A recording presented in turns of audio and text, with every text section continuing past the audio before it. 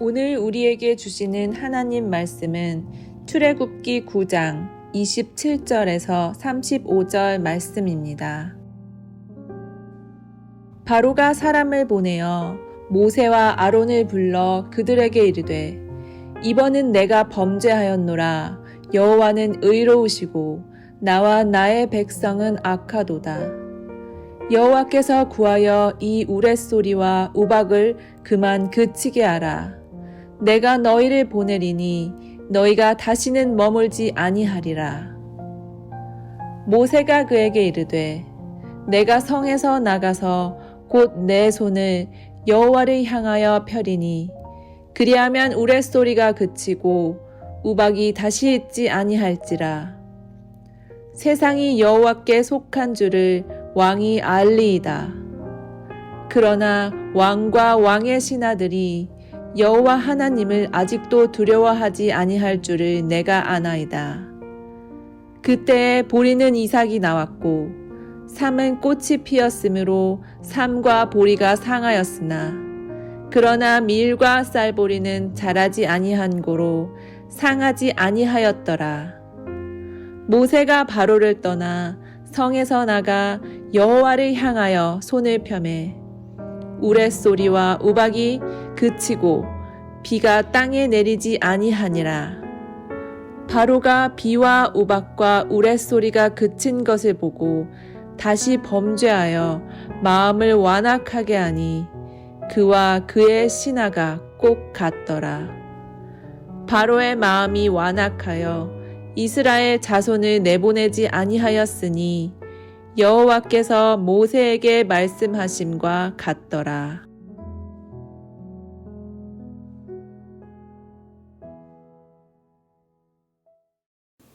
애굽에 쏟아진 10가지의 재앙 중에 7번째 재앙인 오늘 본문 우박이 떨어지는 사건은 첫째 재앙부터 9째 재앙까지가 3번의 사이클로 되어 있고 첫째부터 셋째까지가 첫 번째 사이클, 넷째 재앙부터 6번째 재앙까지가 두 번째 사이클인 것을 볼 때 이제 우박의 재앙은 3번째 사이클의 시작이었습니다. 이 3번째 사이클이 보여주는 두드러진 특징은 물론 재앙의 강도가 더 세진 것도 있지만 또 한 가지는 지금까지 바로와 모세의 대결 국면이 항상 바로가 챔피언인 것처럼 인상을 주었고 모세는 도전자와 같은 인상을 주었는데 이제 확실히 그 전세가 역전되었음을 우리가 알 수 있습니다. 오늘 본문의 첫 절 27절을 보겠습니다. 바로가 사람을 보내어 모세와 아론을 불러 그들에게 이르되 이번은 내가 범죄하였노라. 여호와는 의로우시고 나와 나의 백성은 악하도다. 바로는 모세가 처음에 그의 앞에 나타났을 때는 여호와 하나님께서 내 백성을 광야로 내보내서 제사를 지낼 수 있게 하라고 말씀하셨다라고 했을 때 여호와가 누구냐?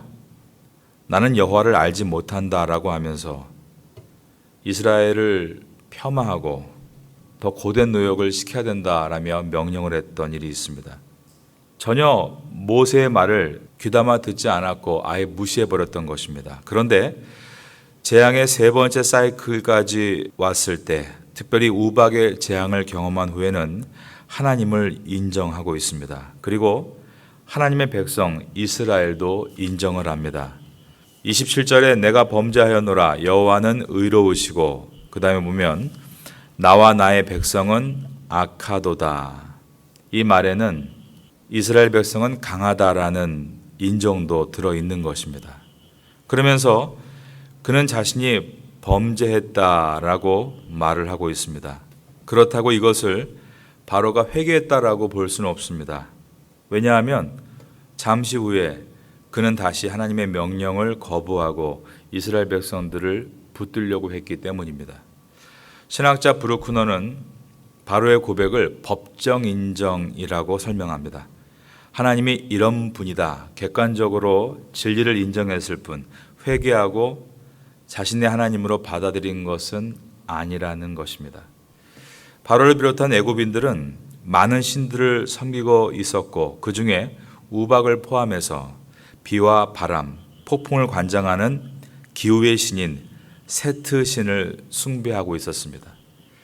지금까지 나일강이 피로 변하고 다산의 상징인 개구리가 고통을 주고 땅의 먼지가 이로 변해서 괴로움을 가하는 재앙을 통해 그들이 섬기는 신들이 전혀 기능을 발휘하지 못하고 강에서 그리고 땅에서 이번에는 하늘에서 기후의 신으로 섬기는 세트 신도 어떤 역할도 하지 못하는 것을 보면서 그들이 얼마나 고생이 헛된 것인가를 하나님은 알게 하시기를 원하셨습니다. 바로는 자신의 신에게 구해도 아무 도움을 얻지 못하자 모세에게 이제 제발 여호와께 구해서 이 우레소리와 우박을 그만 그치게 해달라고 요청합니다. 우박의 피해도 컸지만 우레소리가 굉장히 무겁게 백성들을 짓눌렀던 것 같습니다. 28절입니다. 여호와께 구하여 이 우레소리와 우박을 그만 그치게 하라. 내가 너희를 보내리니 너희가 다시는 머물지 아니하리라.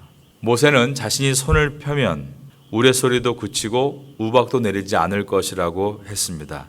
29절입니다. 모세가 그에게 이르되 내가 성에서 나가서 곧 내 손을 여호와를 향하여 펴리니 그리하면 우레소리가 그치고 우박이 다시 있지 아니할지라. 세상이 여호와께 속한 줄을 왕이 알리이다. 그러나 모세는 바로가 여호와는 의로우시도다 라고 인정한 것을 믿고 우박을 그치게 한 것은 아닙니다.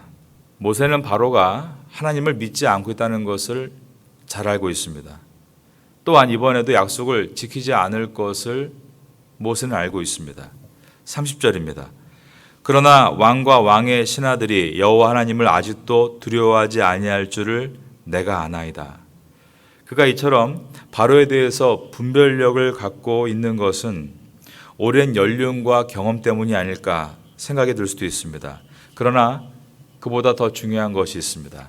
모세는 사람과 대면하기 전에 하나님과 대면하는 사람이었고 하나님과의 대면을 통해서 그는 항상 이 땅의 것들을 분별할 수 있는 능력을 얻었다라는 것입니다. 오늘 본문의 마지막 절인 35절을 보겠습니다. 바로의 마음이 완악하여 이스라엘 자손을 내보내지 아니하였으니 그 다음 절을 따라하겠습니다. 여호와께서 모세에게 말씀하심과 같더라. 모세는 하나님과의 대면을 통해서 하나님의 음성을 듣는 사람이었습니다. 하나님은 이미 모세에게 말씀하신 것입니다. 하나님은 당신의 계획을 먼저 주의 종에게 말씀하십니다. 성도는 세상으로 나아가기 전에 먼저 하나님 앞에 나와 세상의 사람과 대면하기 전에 하나님을 대면함으로 주님의 뜻이 무엇인지를 듣고 파송받는 사람들입니다. 모세는 분명히 바로가 이렇게 할 것이지만 그것은 완전히 그가 이스라엘 백성을 인정하고 놓아주는 것은 아님을 잘 알고 있었는데 그 알게 된 원인은 하나님과의 대면에 있었다라고 보여주고 있는 것입니다. 지금까지 바로의 속임수에 마음이 절망하지 않은 것도 또한 바로의 달콤한 제안에 마음이 흔들리지 않았던 것도 이 때문이었습니다. 우리는 세상의 소식 때문에 마음을 지키지 못하고 흔들릴 때가 있고 잘못된 말과 잘못된 판단을 내릴 때가 많습니다. 그래서 우리에게는 무엇보다 지혜가 필요한데 그 지혜는 하나님과의 대면을 통해서 얻는 것임을 오늘 본문이 말씀하고 있습니다. 하나님의 말씀을 우리가 읽고 쓰는 것은 처음에는 내가 읽고 쓰는 것이지만 점점 하나님은 그 우리의 모습을 통해서 오히려 하나님께서 내 인생을 읽어주시고 내 마음에 펜으로 각인하시듯 우리에게 지혜를 각인시켜 주십니다. 그것이 구체적으로 일어날 수 있도록 하는 것이 하나님과의 대면, 바로 기도인 것입니다. 말씀을 듣고 그 말씀을 가지고 기도하고 그리고 또 오늘도 일하면서 또 중간중간에 하나님 말씀을 묵상하고 그리고 하나님 앞에 마음으로 기도하며 하루를 살아갈 때 하나님 우리에게 지혜를 각인시켜 주시는 것입니다. 하늘의 지혜를 가져야만 바로와 같은 위험한 대상과 싸워 이길 수 있음을 우리에게 보여주고 있습니다. 우리 모두도 이 새벽에 기도드릴 때 하늘의 지혜를 얻고 분별할 수 있고 그리고 지혜로운 삶을 살아가시기를 바라겠습니다. 우리가 말하면 결과가 나와야 됩니다. 여러분이 말했는데 늘 말만 있고 결과가 없다는 것은 우리에겐 지금 필요한 것이 기도입니다. 기도하고 분명한 비전을 보고 말하면 좋겠습니다. 기도하고 분명한 방향을 세우고 행하면 좋겠습니다. 말은 무성한데 아무 결과가 없다는 것은 어떻게 보면 우리의 기도가 더 필요하다는 것 아니겠습니까? 31절을 보겠습니다. 그때의 보리는 이삭이 나왔고 삼은 꽃이 피었으므로 삼과 보리가 상하였으나 이것은 애굽의 농경 주기상 2월 경임을 보여줍니다. 이때는 보리가 거의 다 자라서 보리 추수를 준비하는 때입니다. 삼은 꽃이 피었다라고 되어 있는데 애굽에서는 이 삼을 가지고 실과 밧줄, 끈을 만드는 원료로 사용해서 섬유 생산 그리고 옷감에 필요한 원료를 얻었습니다. 보리는 식품으로 그리고 음료로 필요한 식물이었습니다. 이 두 가지가 우박에 의해서 완전히 상해버리고 말았습니다. 그런데 아직 애굽의 주 식량인 밀과 쌀보리 두 가지는 추수 때가 되지 않아서 기회가 있었다는 것입니다. 그것이 32절의 말씀입니다. 그러나 밀과 쌀보리는 자라지 아니한 고로 상하지 아니하였더라. 모세는 바로에게 약속한 대로 손을 하나님께로 향함으로 우레소리와 우박과 비를 그치게 했습니다. 33절에 모세가 바로를 떠나 성에서 나가 여호와를 향하여 손을 펴매 우레소리와 우박이 그치고 비가 땅에 내리지 아니하니라. 그런데 이것으로 인해서 밀과 쌀보리는 아직 자랄 수 있는 여지가 다시 만들어지자 바로가 그의 마음을 또 완악하게 만듭니다. 34절입니다. 여기서 완악하게 했다. 이 단어가 카베드라는 단어입니다. 이 단어의 뜻은 무겁다라는 뜻이 있습니다. 다시 마음을 무겁게 하여. 하나님은 바로에게 내가 무거운 우박을 내리리니 마음이 완악한 카베드, 무거운 그 마음에 하나님께서 심판하셨습니다. 그런데 그때는 그것을 인정하고 잘못했다라고 하고 돌이키는 척 보였으나 다시 자기에게 방법이 생기고 기회가 생기자 또 그 마음을 완악하게 만들고 있습니다. 그리고 이스라엘 백성을 또 놓아주지 않는 것입니다.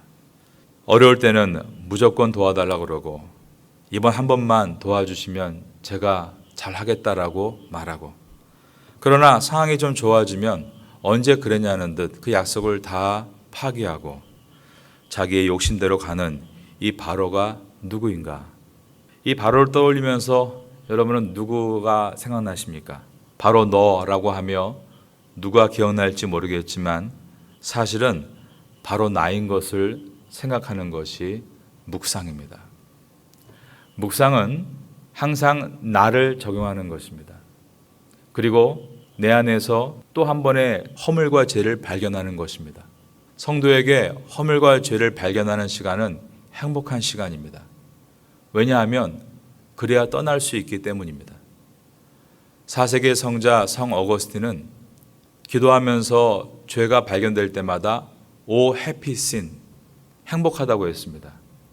성도가 죄를 만났을 때 행복한 이유는 그 죄를 알아야 그 죄에서 떠날 수 있기 때문입니다. 여기에서 이 바로의 완악한 마음은 바로 나인 것을 생각할 때 우리 마지막 절 35절을 바로 바로의 마음이 완악하여가 아니라 나의 마음이 완악하여라고 읽을 수 있게 되는 것입니다. 바로의 마음이 완악하여 이스라엘 자손을 내보내지 아니하였으니 여호와께서 모세에게 말씀하심과 같더라. 바로는 알았어야 했습니다. 그가 기대하고 있는 그 밀과 보리도 내일부터 보겠지만 메뚜기의 재앙에 의해서 다 사라진다는 것을 말합니다. 인간은 그렇게 어리석습니다. 너무 똑똑하니 이렇게 어리석은 것입니다. 오히려 내가 똑똑하지 않다는 것을 인정하면 하나님 앞에 나올 것입니다. 하나님, 저 좀 도와주세요. 저는 정말 내 일을 알 수가 없습니다. 그러면 오히려 하나님이 지혜를 주시고 하나님의 지혜로 이겨나갈 수 있는데, 모두 너무 똑똑하다 보니까 하나님도 필요 없고 내 마음대로 결정하고 가다가 또 그 다음에 재앙에서 큰 어려움을 겪게 되는 것입니다. 그러므로 여기에 있는 이 바로는 바로 나라는 것을 기억하고, 나는 한 치 앞도 보지 못하고 욕심을 내어놓지 못하는 자임을 돌아보며 기도할 때, 우리는 오히려 리더십을 공부할 때 필요한 이 모세와 같이 자기의 많은 경험도 뒤로 하고 하나님 앞에 묻고 하나님과의 대면을 통해서 사람과의 대면에 승리하는 이 은혜를 얻을 수 있는 것입니다. 여러분, 월요일을 시작하면서 하나님과의 대면 가운데 하늘의 지혜를 가지고 세상에 나아가 세상의 모든 대면 속에서도 승리하게 되시기를 예수님의 이름으로 축원합니다.